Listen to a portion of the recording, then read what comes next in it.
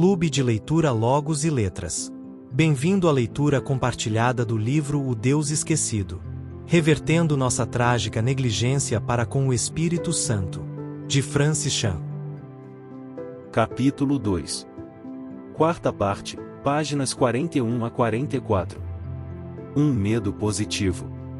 Ou pelo menos, uma preocupação legítima. Dito tudo isso, penso mesmo que haja um tipo legítimo de medo. É possível que medo não seja a melhor palavra para descrever aquilo a que estou me referindo. Talvez seja melhor falar sobre isso como uma área sobre a qual devemos manter uma atenção constante. Estou falando sobre o medo de extinguir o Espírito Santo. Como já mencionei, acho que costumamos nos preocupar muito mais com a reação das pessoas do que com a maneira pela qual o Espírito Santo de Deus vai reagir. Achamos que isso pode irritar nossos amigos, ou então que não seremos aceitos por eles, ou mesmo que seremos considerados diferentes ou esquisitos. Mais raramente paramos para pensar se nossas atitudes ou nosso estilo de vida desagradam ao Espírito do Deus vivo. Quando as coisas são vistas dessa perspectiva, a questão se torna muito mais séria. É provável que você já esteja familiarizado com a ordem dada por Deus em 1 Tessalonicenses 5,19. Não apaguem o Espírito. Você está preocupado em obedecer a essa ordem? Sabe o que significa apagar ou extinguir o Espírito Santo? Durante anos, nunca dei muita atenção a esse assunto. Não dediquei muito tempo à compreensão do significado desse termo e como poderia estar incorrendo nesse pecado. Como a maioria das pessoas, eu presumia simplesmente que não estava extinguindo o Espírito e tocava a vida. Hoje em dia, olho para trás e percebo que não apenas apagava o Espírito, como também desobedecia a recomendação do versículo seguinte. Não tratem com desprezo as profecias. 1 Tessalonicenses 5:20.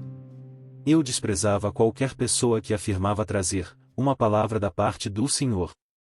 Achava que era um desprezo justo, pois via muita gente usar esse argumento para manipular as pessoas em benefício próprio. Líderes de seitas se valem dessa expressão para manter seus seguidores e aumentar a própria autoridade. Como discordar ou mesmo argumentar com alguém que afirma ter ouvido uma mensagem diretamente de Deus? Por essa razão, eu era contra tudo isso. Ficava aborrecido com qualquer pessoa que aparecesse com esse discurso profético. Ao olhar para trás, penso que minhas preocupações eram até legítimas, mas minhas atitudes não eram. A resposta bíblica deveria ser outra, baseada em 1 Tessalonicenses 5:21 a 22. Ponham à prova todas as coisas e fiquem com o que é bom. Afastem-se de toda forma de mal. Em vez de rejeitar a possibilidade de Deus falar de modo sobrenatural por intermédio de seu povo, eu deveria colocar à prova o que estava ouvindo dentro do contexto da comunidade de fé.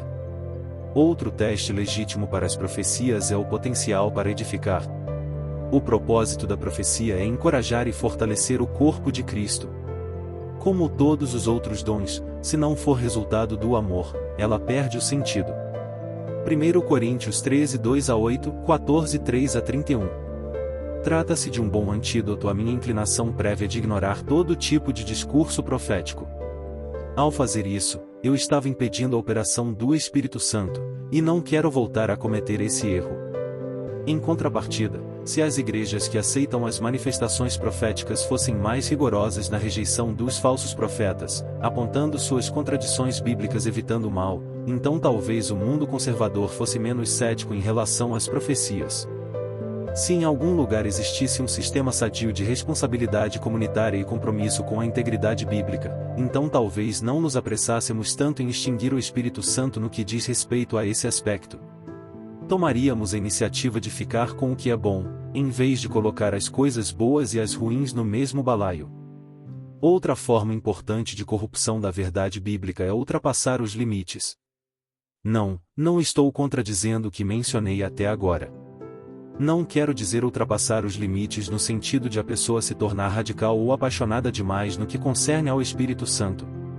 Uso essa expressão no sentido de ir além dos limites da ortodoxia bíblica, de inventar adições às escrituras sagradas ou de dar ouvidos a distorções da verdade, supostamente proferidas em nome do Espírito Santo, e aplicá-las em sua vida. É por isso que a ortodoxia, no sentido de um compromisso com uma vida exegética, e o radicalismo, no sentido de estar disposto a fazer o que o Espírito ordenar e ir aonde lhe mandar, não importando se faz sentido ou não, na esfera comunitária são vitais quando as pessoas desejam viver de acordo com a orientação do Espírito Santo. Alguns conservadores podem extinguir o Espírito ao ignorar sua operação, mas, com certeza, colocar palavras contrárias à Bíblia na boca de Deus também é uma forma de apagá-lo.